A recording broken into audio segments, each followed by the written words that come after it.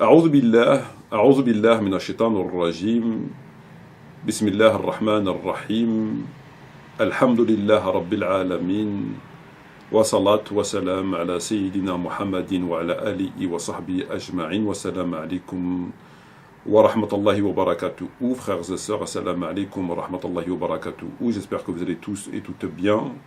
En cet après-midi de ce jour de jeudi 22 février de l'année 2018, il est précisément 16h57, vidéo qui n'était pas prévue au programme, en attendant d'autres vidéos, d'autres sujets, Inch'Allah, fort intéressants, Inch'Allah, qui nécessitent davantage de temps, de recherche, donc de temps. En attendant ces vidéos, nous allons donc partager cette vidéo qui va évoquer donc la question, comme vous avez pu le voir dans l'introduction de la vidéo, la question du chiisme et du sunnisme. Les frères Dupont, ce que j'appelle comme étant les frères Dupont. Parce qu'on se rend compte finalement qu'on a affaire aux frères Dupont. Contrairement à ce que j'ai pu penser depuis toujours, depuis que je me suis converti et en avançant dans mes recherches, etc., j'ai toujours pensé qu'il y avait une forte différence entre le chiisme et le sunnisme. Force étant de constater que si effectivement il existe une forte différence entre le chiisme et le sunnisme, finalement elle n'est pas si importante que ça. S'il existe effectivement une importante différence entre le chiisme et le sunnisme, finalement cette importance n'est pas aussi importante qu'on le pense ou qu'on veut nous le faire croire. Alors bien évidemment, cette division qui existe depuis des siècles a été alimentée, bien sûr, par des ennemis de l'islam, qu'ils soient à l'extérieur ou à l'intérieur. Ça arrange de toute évidence et Shaitan et les ennemis de l'islam, puisqu'aujourd'hui, les musulmans chiites et les musulmans sunnites s'entretuent. Et que souvent, les non-musulmans, les kuffars, d'entre autres les Américains, les États-Unis d'Amérique, mais aussi la France et d'autres pays, utilisent assez souvent, enfin quand ils estiment que cela est opportun, cette division pour qu'ils se tapent dessus, pour qu'ils fassent le boulot. On peut le voir actuellement en Syrie, où les chiites se sont alliés avec les Russes, et plus généralement avec l'Occident et les États-Unis d'Amérique, mais en tout cas sur le terrain, entre autres avec les Russes, pour combattre des musulmans sunnites. Évidemment qu'eux vont qualifier de non-musulmans ou de takfir, etc. Parce qu'il fallait bien lever l'étiquette afin de pouvoir lever l'immunité et de pouvoir faire la guerre. Sinon, c'est pas possible. Pour pouvoir lever l'immunité, il faut lever l'étiquette. Et pour pouvoir lever l'étiquette, il ne faut pas les appeler musulmans, il faut les appeler autre chose. Alors, on les appelle les takfiris, et puis d'autres ailleurs, en Occident, on les appelle les terroristes, les khawarij, etc. Enfin, tout sauf musulmans. Afin qu'on puisse avoir bonne conscience pour les combattre, tout simplement. Donc on voit actuellement, puis c'est pas nouveau, on voit les chiites alliés avec un alawite, donc une branche du chiisme, et les Russes, entre autres, pour combattre une partie du peuple syrien, une partie des musulmans non chiites, sunnites. Donc, bon, voilà, on en est là où on en est aujourd'hui. Il y a bien des raisons pour cela, qui nous ont conduit à cette situation particulièrement dramatique. Alors, le but, c'est pas d'évoquer tout ça, enfin, c'est uniquement de mettre en évidence que, contrairement à ce que on croit ou on veut nous faire croire, que la différence entre le chiisme et le sunnisme n'est pas si importante que ça. Donc, je vais donner quelques exemples rapidement pour illustrer mon propos. Donc on va donner quelques exemples. Parce qu'en fait, ce qui se passe, c'est que c'est quand même assez marrant.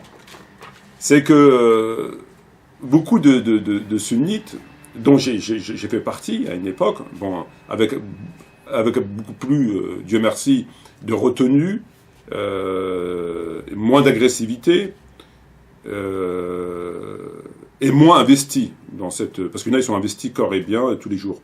À défaut d'être investis sur d'autres fronts, ils sont investis parce qu'il n'y a pas de papa, comme je l'ai expliqué, il n'y a pas de papa en cucu.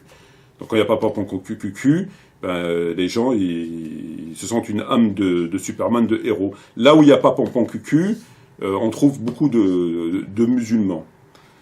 D'abord interreligieux, papa pampan cucu, beaucoup de musulmans. Pro-Tariq Ramadan, papa pampan cucu, beaucoup de musulmans. Néo-Salafi, papa pampan cucu, beaucoup de musulmans. L'Islam de France, papa pampan cucu, beaucoup de musulmans, etc. Là où il n'y a pas pampan cucu, il y a beaucoup de musulmans. Il y a beaucoup de musulmans qui sont là. Combat anti-chiite, il n'y a pas pampan cucu, donc beaucoup de musulmans. Combat Israël ou Tawarit et machin, ah là, pampan cucu, donc il n'y a pas beaucoup de musulmans. Parce que pas pampan cucu. Donc il n'y a pas beaucoup de musulmans. En fait, la foi s'arrête, pour beaucoup, la foi s'arrête en fonction de leurs intérêts. Là où s'arrêtent leurs intérêts, là où s'arrêtent leurs intérêts, s'arrête leur islam. Pour beaucoup, c'est ça. Leur islam s'arrête là où leurs intérêts s'arrêtent. Ou là où leur liberté ou leurs intérêts sont menacés. Dès qu'ils sont menacés, ils s'arrêtent. Il n'y a plus d'islam. Voilà. Selon notre variante, l'islam s'arrête au gosier. Pas plus, il s'arrête au gosier. Ça ne dépasse pas le gosier. Ça ne dépasse pas le gosier, ça veut dire juste on parle. On parle. Il ne dépasse pas là. Et tout, ça s'arrête là. Voilà, donc pour revenir au sujet, donc on voit beaucoup de ces musulmans qui ont fait de ce sujet une activité à plein temps, parce que papa pompon cucu, reprocher à juste titre aux chiites un certain nombre de choses. Finalement, ce qui est extraordinaire, c'est que finalement on se rend compte que chez eux, c'est au moins pareil. C'est quand même assez extraordinaire. C'est que ces gens vont reprocher à juste titre aux chiites des choses, à juste titre, des innovations, des perversités, etc., des hérésies, alors que chez eux, c'est au moins pareil, voire pire, comme on va le voir. C'est là où c'est intéressant. Alors, qu'est-ce qu'on entend le plus souvent? Quels sont les griefs, les reproches qui sont faits le plus souvent aux chiites? On leur reproche le mariage temporaire. Azwaj al-Mut'a. On leur dit, voilà, vous faites le mariage temporaire, c'est de la fornication déguisée, etc., etc. C'est haram, le prophète l'a abrogé, etc., etc. Sans rentrer dans le débat du mariage temporaire, on y reviendra sur la question du mariage temporaire, Inch'Allah. Donc on ne rentre pas dans le débat théologique. On rentre juste dans les reproches, dans les griefs et les postures.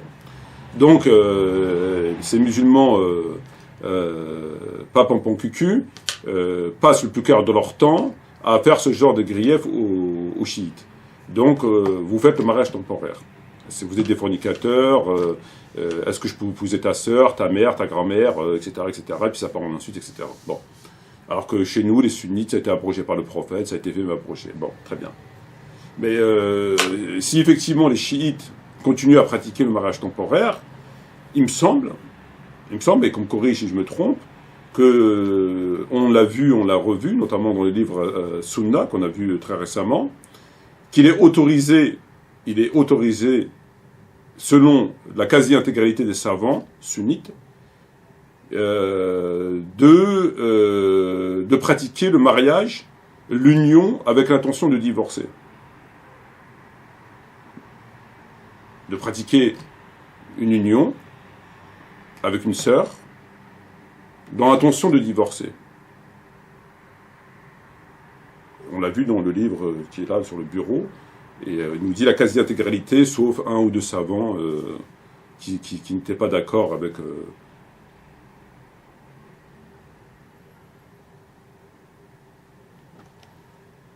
Donc si je comprends bien, on reproche à juste titre aux chiites de faire le mariage temporaire et donc cette fornication déguisée, alors que chez nous, la quasi-totalité des savants, d'après ce qu'on a vu dans les différents ouvrages, autorisent le fait de se marier avec une sœur, tout en ayant l'intention dans sa tête de divorcer, et ce même en étant résident et après le rapport sexuel. C'est-à-dire qu'il n'y a pas de contrainte. On est résident, on n'est pas en voyage, et il n'y a pas besoin de passer... les noces ne dureront pas une semaine. On n'ira pas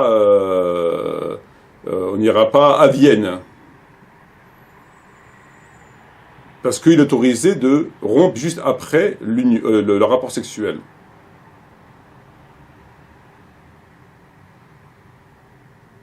Donc, il est autorisé, selon eux, dans le sunnisme, selon la grande majorité des savants, d'aller chez une famille, d'être reçu, de boire le thé avec eux, de manger, voire de manger, de sympathiser avec eux, de dire « je viens demander la main de ta fille, peut-être vierge », de sourire, de dire, de faire croire à ses futurs beaux-parents qu'il va rendre sa fille joyeuse et tout ce que vous voulez, mais le type dans sa tête, c'est, et c'est légal, que il va rester avec elle que le temps d'avoir un rapport sexuel. Mais ça n'empêche pas d'être assis, puis de rigoler. Dommage, j'ai le livre là-bas, je ne vais pas aller le chercher. De toute façon, tout le monde est au courant, on en a déjà parlé. Donc, ça n'empêche pas que le type, il est là, et puis il fait cette fourberie, cette duperie, et il trompe tout le monde. Donc, et une fois qu'il a assouvi son rapport sexuel, il peut se barrer. Et on nous dit que c'est autorisé dans l'islam sunnite, par la quasi-intégralité des savants. Ça serait bien que je reprenne le livre pour lire le texte.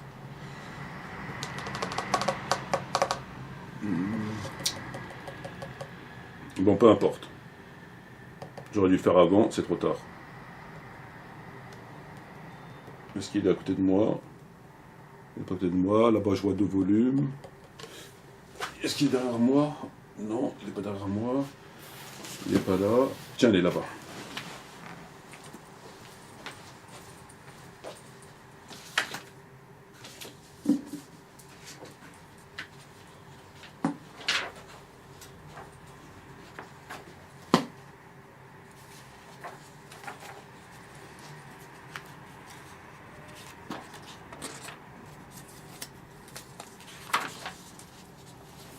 Voilà.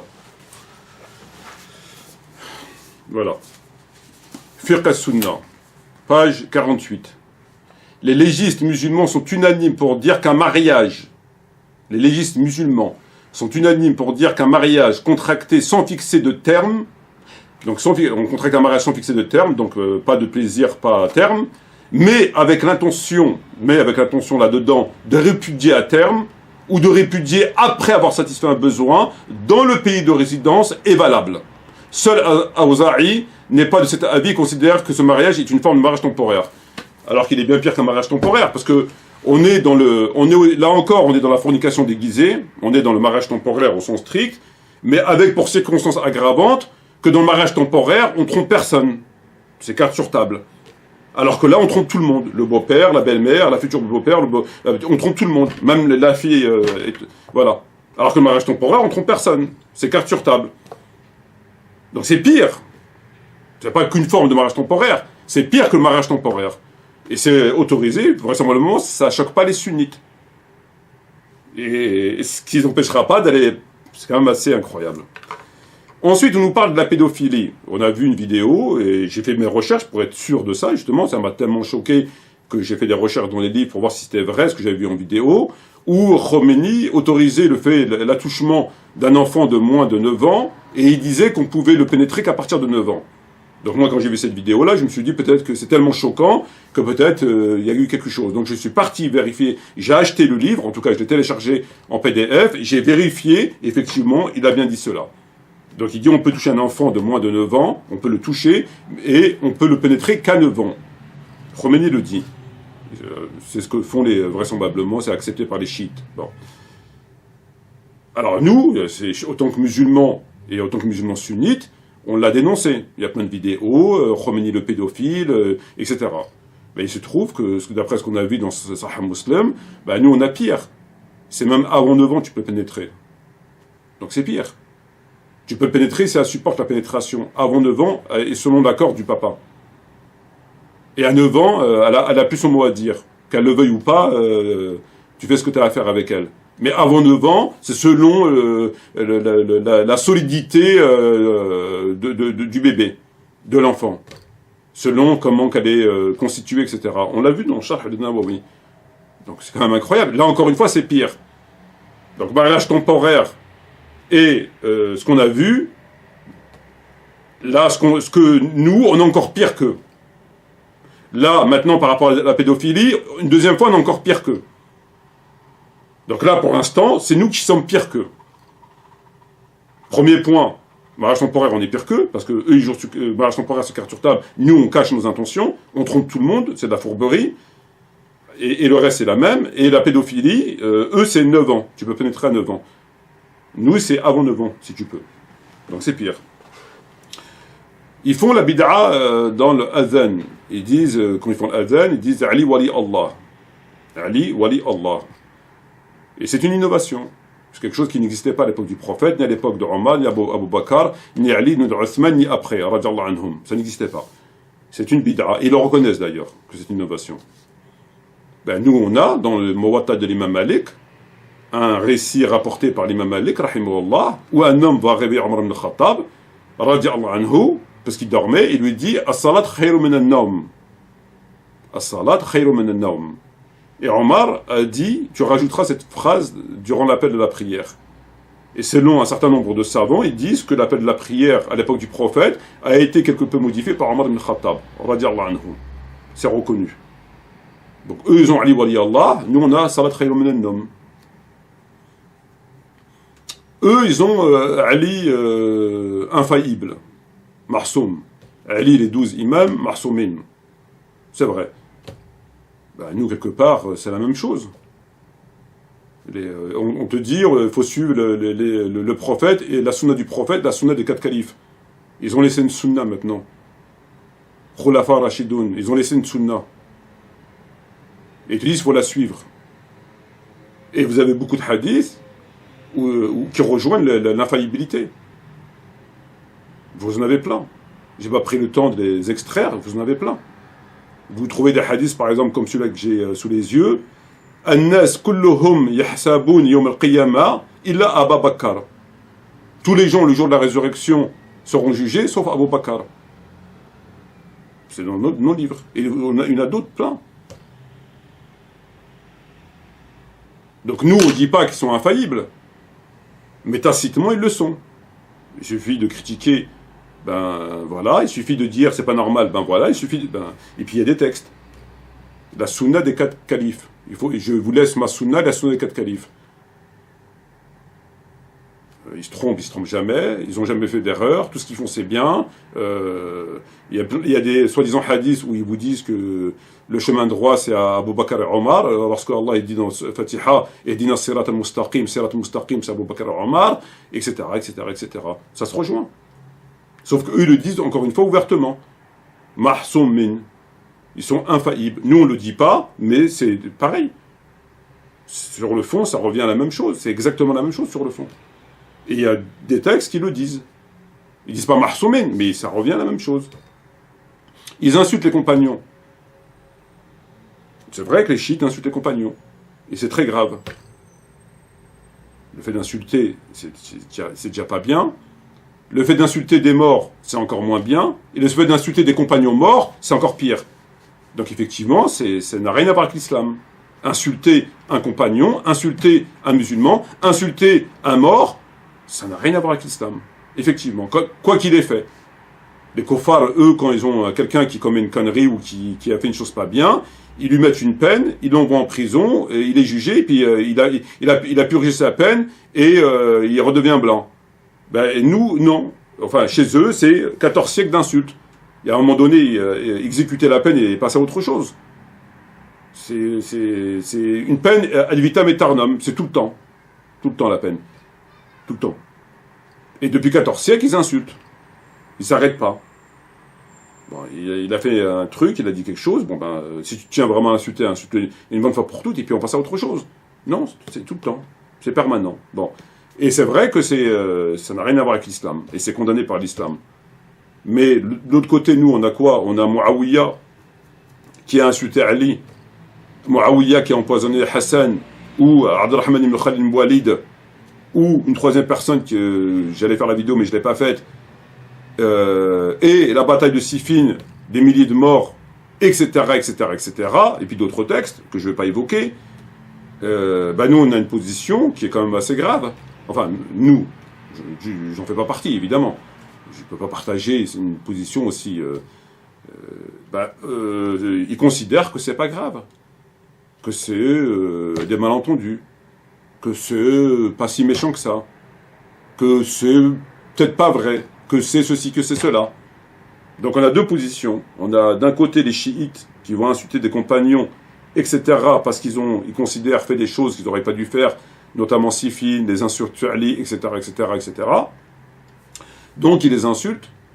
Et de l'autre côté, on a des gens qui les condamnent à juste titre en leur disant c'est pas bien ce que vous faites, vous insultez des compagnons, c'est grave, ce qui est vrai, quoi qu'ils aient fait. Mais l'autre côté, lui, il couvre tous les méfaits d'un certain nombre de compagnons, ou de prétendus compagnons, dont entre autres Muawiyah.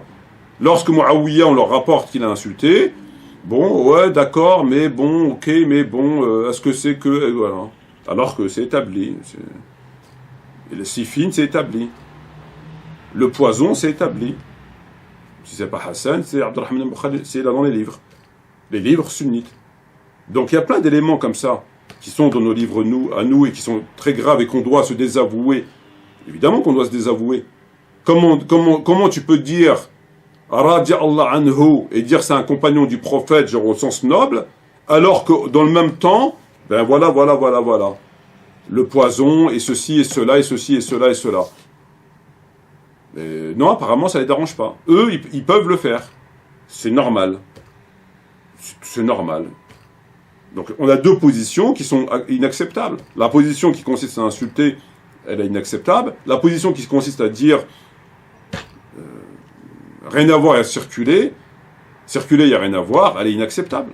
Les deux positions, elles sont inacceptables. Eux aussi, ils peuvent faire le reproche, oui, nous on insulte, mais vous, regardez ce que vous faites. Vous honorez. Dans ces cas-là, tu dis Radi Allah anhu sur le roi de tel pays, sur le président de tel pays arabe, faut dire sur eux, Radi Allah anhu, c'est des musulmans. Ils font la prière, etc. Bon, ils torturent des musulmans, ils tuent des musulmans, ils ne gouvernent pas avec la charia, c'est pas grave. C'est pas grave. Est-ce que c'est plus grave que d'insulter Ali dans des mosquées pendant des années? Est-ce que c'est plus grave que d'assassiner des compagnons? Est-ce que c'est plus grave que d'empoisonner? Est-ce que c'est plus grave d'être responsable de milliers de morts à la bataille de Siffin? C'est pas plus grave. Eux, au moins, ils n'ont pas vu le prophète. Lui, ils ont vu le prophète. Ils n'ont pas de circonstances atténuantes. Donc les deux positions, elles sont...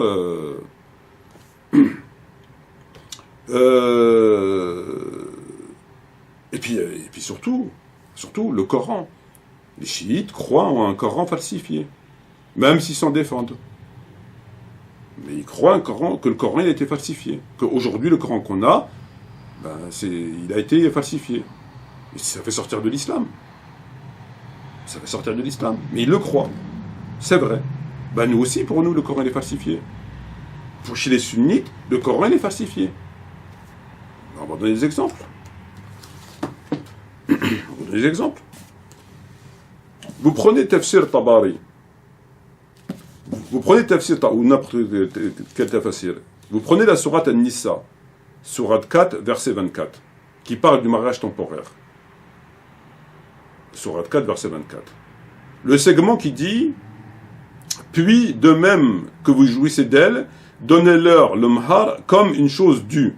Il n'y a aucun péché contre vous, à ce que vous concluiez un accord quelconque entre vous après la fixation du mahar, car Allah est certes omniscient et sage. » Donc, sourate 4, verset 24, il parle parce que ce que j'ai lu là. Dans le Coran, il te dit « Fama asamtahtum bi'i min hunna, fa'atuhunna ujarahunna, faridatin wa la junah alaykum. » Sourate 4, verset 24. Lorsqu'on prend le tafsir de cette ayah, on trouve ce texte.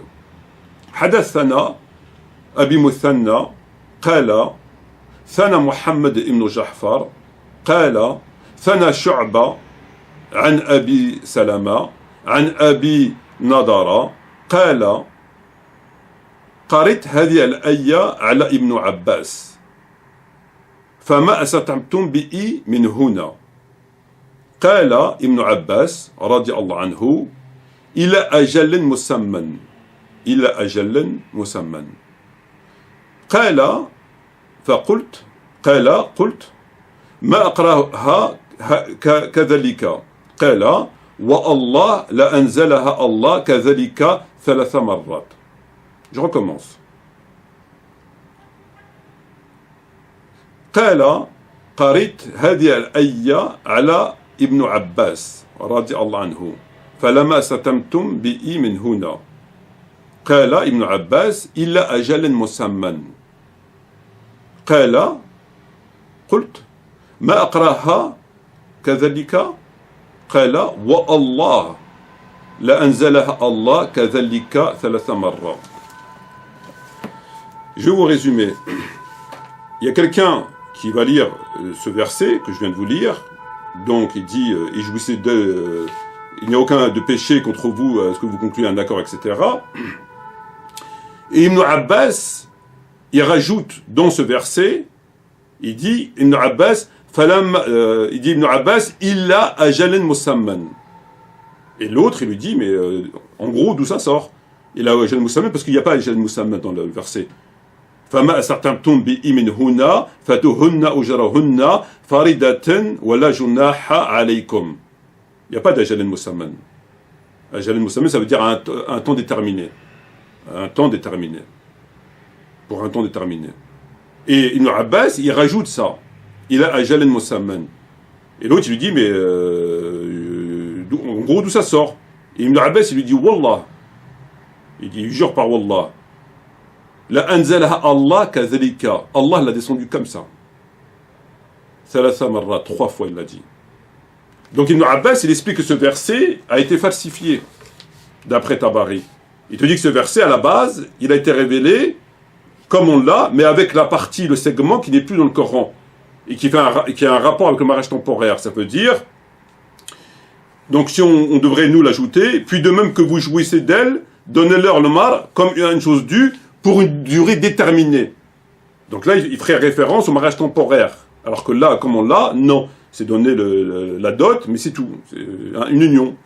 Et Ibn Abbas, il rajoute il a ajalan musamman. Ça veut dire que si on prend pour vrai les propos d'Ibn Abbas et on le met dans le verset là, ça dit 2 choses. Ça dit que, 1, le verset, il a été falsifié parce qu'on a enlevé cette parole qu'on attribue à Allah. Et de 2, c'est que ça ferait référence au mariage temporaire. Donc Allah aurait révélé le mariage temporaire à travers la sourate 4, verset 24. Mais comme aujourd'hui ce mot il a ajal musamman n'est pas dans le Coran, n'est pas dans ce verset-là, lorsqu'on lit ce verset, on peut penser que c'est pas le mariage temporaire, c'est le mariage, l'union, parce qu'il n'y a pas d'ajal musamman, il a ajal musamman. Il dit pas pour un temps déterminé. Il dit donnez-leur la dot, etc., etc. Donc ça veut dire quoi? Ça veut dire à prendre pour vrai ce qui est écrit, c'est qu'on a enlevé ces phrases du Coran, comme on vient de le voir, parce qu'il n'y a plus dans le Coran. Évidemment, c'est pas abrogé. Il n'y a personne qui a dit que c'était abrogé. Ça a été pas mis. Ils l'ont juste pas mis. Mais il y a d'autres versets. Quand vous prenez le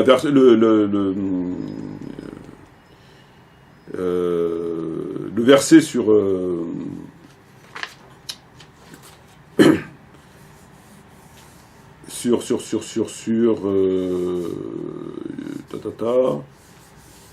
voilà. Vous prenez le verset sur les tétés. Il n'a pas été abrogé. Si vous regardez bien, Aïcha a dit, il a été révélé 5 tétés, ou 10 tétés, peu importe, et ensuite 5 tétés, on les lisait jusqu'à la mort du prophète, salam. On les lisait, il ne parle pas d'abrogé, elle dit on les lisait jusqu'à la mort du prophète. Si vous prenez le verset sur la lapidation, sur la lapidation, c'est un verset qui est censé être dans le Coran et qui n'est pas dans le Coran, alors qu'il est censé être dans le Coran. Il est censé être dans le Coran. Si vous prenez le verset, ben oui, il est censé être dans le Coran, il n'est pas abrogé. Ils vous disent abrogé dans la lecture, mais ça, on a compris que c'est pour justifier l'injustifiable. La parole de Dieu, il n'y a pas d'abrogé dans la lecture. Si elle a, enfin, Le verset, il ne peut pas se balader dans des livres, il n'est pas abrogé, enfin, il faut arrêter. Donc eux, c'est pour justifier, expliquer, aménager le chou et la chèvre. Sahih, le truc, bon voilà, ils ont dit il a abrogé dans la lecture, donc c'est normal qu'il n'est pas dans le Coran, mais il faut l'appliquer. Non, ça n'existe pas, c'est bon. On a compris. L'Asr, wa hafizu ala salawat wa salatu wastawqumu liqanitin. Aïcha, radiallahu anha, dans le Muwatta, par exemple, entre autres, a dit, écris-le comme ça. Elle a dit, il a été révélé comme ça, je le lisais à l'époque du prophète, je le lisais. Elle lui dit, écris-moi un mashaf, et quand tu arrives à ce verset, mais fais-moi signe. Et donc, quand il lui fait signe, il a dit, tu rajoutes ça. Pourquoi? Parce qu'il a dit, on les lisait comme ça à l'époque du prophète. Etc., etc., etc. Donc, on fera une vidéo pour expliquer tout ça. Donc, à écouter ce que rapporte Tabari, Ibn Abbas et d'autres choses, ben, si on prend pour vrai ça, pour moi, tout ça, c'est faux. Pour moi, c'est faux. Ça n'existe pas. Mais pour eux, c'est vrai. Tabari, Muslim, Bukhari, lapidation, Asr, machin, c'est vrai. C'est vrai. Il n'y est pas. C'est clair. Donc il y a des versets qui ne sont plus dans le Coran qui se baladent, il y a des versets, il manque des morceaux, ça va dans tous les sens. Donc il y a deux positions à avoir. Ou bien tu rejettes tout, ces histoires de versets qui se baladent, et dans ce cas-là c'est clair, et c'est ma position.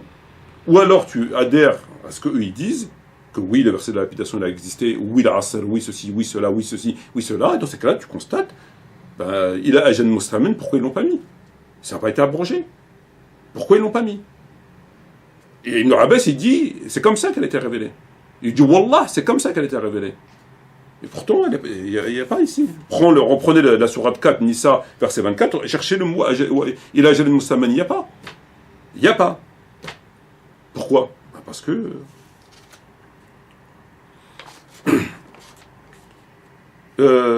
bon, après, effectivement, cette histoire que Ali, alayhi salam, marche dans les nuages, bon, c'est vrai que j'ai rien contre les films, les films à gros budget, j'ai rien contre les films à gros budget, mais c'est vrai que, bon, là, c'est vrai, il marche sur les nuages, en espérant que c'est pas la cause du dérèglement climatique. Oui, c'est vrai que ça cause problème. C'est vrai que ça cause problème. En même temps, nous, on a des récits où le diable change de trottoir lorsqu'il rencontre Omar ibn Khattab, il change de trottoir. On a des récits où Omar ibn Khattab il précède la révélation. On a des récits où Omar il corrige le prophète. Et Dieu donne raison à Omar.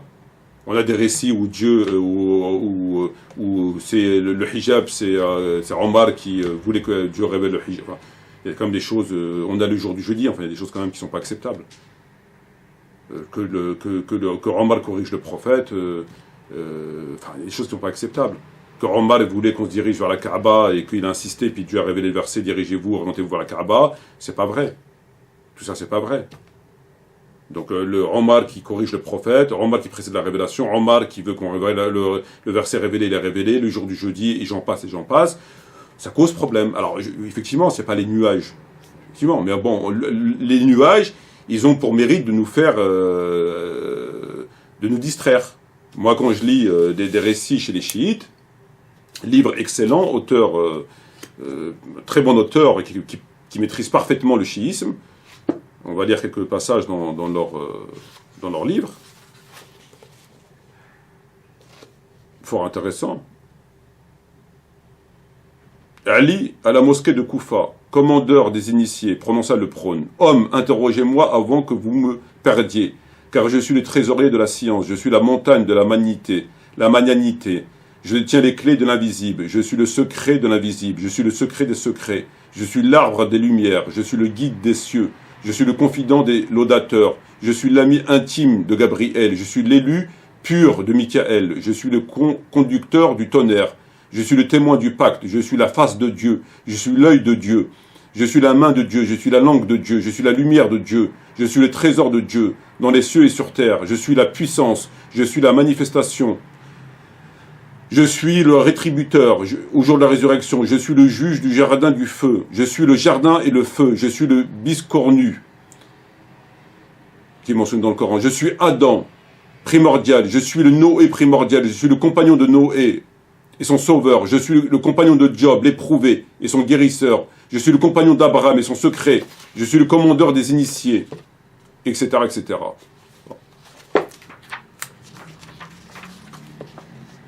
2000 ans avant la création de Mohammed et de Ali, 2000 ans avant la création, virgule, Mohammed et Ali étaient une lumière devant Dieu, qui soit glorifiée et exaltée, lumière formée dans un tronc principal d'où parlait un rayon resplendissant. Dieu dit alors, voici une lumière tirée de ma propre lumière. Son tronc est la prophétie et sa branche l'imama. La prophétie revient à Mohammed, son serviteur et messager, et l'imama revient à Ali, ma preuve et mon ami. Sans eux, je n'aurais rien créé de ma création. C'est pourquoi Ali répétait toujours, je proviens de Mohammed, comme une clarté provenant d'une autre. Bon, et d'autres textes. Livre très intéressant, La religion discrète, croyances et pratiques spirituelles dans l'islam chiite. Alors oui, là, bon, c'est pour ça que dans le chiisme, Ali ne descend pas d'Adam. Il descend d'une lumière. Il ne descend pas d'Adam. Parce que Adam est indigne de Ali. Adam, il a désobéi à Dieu. Du fruit défendu. Nous n'avons pas trouvé de résolution ferme chez Adam. Allah dit dans le Coran. Voilà najil izma. Donc, étant indigne de Ali, ils ont fait une séparation. Il y a Adam et l'humanité d'un côté, et il y a Ali de l'autre côté. C'est pratique, hein. Bon, après, l'histoire du Mahdi, pour eux, il est dans la grotte, pour nous, il n'est pas dans la grotte. Bon, après, nous, on a Bukhari, ils ont Bihar al-Anwar. Bon, il doit y avoir chacun leur tas de...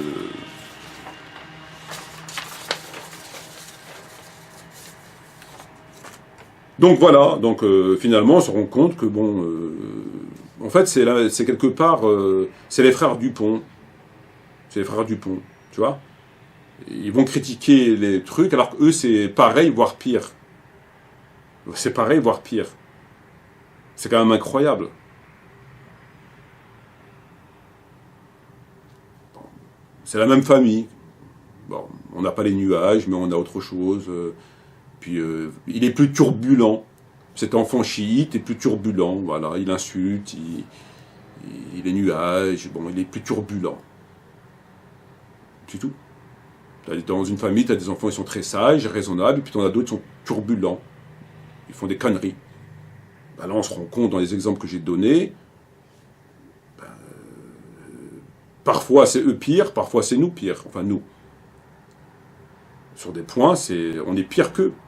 Barrage temporaire, machin, on est pire qu'eux. Puis sur d'autres points, c'est eux qui sont pires. Les nuages, ce que je viens de lire, et puis d'autres textes, ils sont, évidemment, c'est carrément de la folie. C'est carrément de la folie. Mais on a nos trucs, il n'y a pas de souci. Moi, je vous sors des tafsirs de sunnites, Sirat al-Mustaqim, ils disent que c'est Ali et Abu Bakr. Il y a des choses, c'est choquant. Dieu merci, c'est pas dans Bukhari Muslim. Et pour terminer, c'est bien beau de parler des chiites, c'est bien beau de parler du sunnisme, mais après il faut se regarder. Et nous, de quelle secte on adhère? À quelle secte on adhère, nous? Néo-Salafi, Khurouj, Khawarij. Les Khawarij, c'est les chiens de l'enfer, nous dit-on. Ben, si les Khawarij, c'est les chiens de l'enfer, à l'islam de France, c'est les putois de l'enfer. Ben oui. Ben, l'islam de France, c'est quoi? C'est 3 versets. En contradiction avec tout le reste du Coran. La Jumu'ah au son de la Marseillaise. Shirk dans les lois, ça fait sortir de l'islam, annulatif de l'islam. Corruption, Dieu n'a pas les corrupteurs, on aide à la corruption tous les jours. Pas d'allégeance, on est comme des animaux, on est les seuls qui ne sont pas gouvernés par un livre. On est assis entre 2 livres, entre le Coran et le code pénal. On n'ordonne pas le bien, n'interdit pas le blâmable, on fait le contraire. On alimente le blâmable et on n'ordonne pas le bien. C'est pire. Les hudud, on ne sait même pas dans nos têtes. La sharia, on ne sait même pas dans la tête. La zakat, on ne paie pas de zakat. Alors que tu ne paies pas de zakat, c'est un annulatif de l'islam. On a pris une partie du livre, une partie c'est un grand mot. Dieu dit, prendrez-vous une partie du livre et laisserez-vous l'autre, là, 3 versets, c'est pas une partie. Bon, c'est encore pire. Le sang du musulman, on est complice. On est complice dans le sang du musulman. Tuer un musulman, c'est en enfer direct. Nous, on ne tue pas directement, mais on aide. Par le silence et par ce qu'on sait. La laïcité. Les mosquées financées par Alger, Rabat, et les pays arabes, etc., apolitiques, laïques, etc. unitaire, c'est même pas la peine, c'est même pas la peine. Intégration, Coran qui se vend à la Fnac et partout ailleurs en France, alors que le prophète a dit ne prenez pas le Coran sur un territoire ennemi. Riba, on fait pas le riba, mais on a des comptes bancaires, on alimente tout le haram, avec notre argent il travaille. Et puis j'en passe. Donc nous c'est quoi nous? Alors, si les chiites ils sont égarés, et le sunna avec leurs trucs à l'intérieur et des choses qui tournent pas rond, ce qui est un fait aussi, comme on l'a vu, mais il faut parler aussi de l'islam de France. Donc c'est bien beau de critiquer les chiites à juste titre, c'est bien beau de critiquer le sunna wa jama'a, en tout cas ce qu'on présente comme tel, et avec ce qu'on a pu voir, c'est vrai, il faut le dire, mais il faut après se regarder. Ben, nous on est encore pire, nous on est les putois de l'enfer. On n'est pas les chiens de l'enfer, on est les putois de l'enfer. Les Khawarij, ils payaient la zakat quand même. Hein. Les Khawarij, ils respectaient un tant soit peu la charia. Les Khawarij, ils ont fait bay'a, etc., etc. Sur ce, je vous remercie. Wa salam alaikum wa rahmatullahi wa barakatuh. Et à bientôt, Inch'Allah.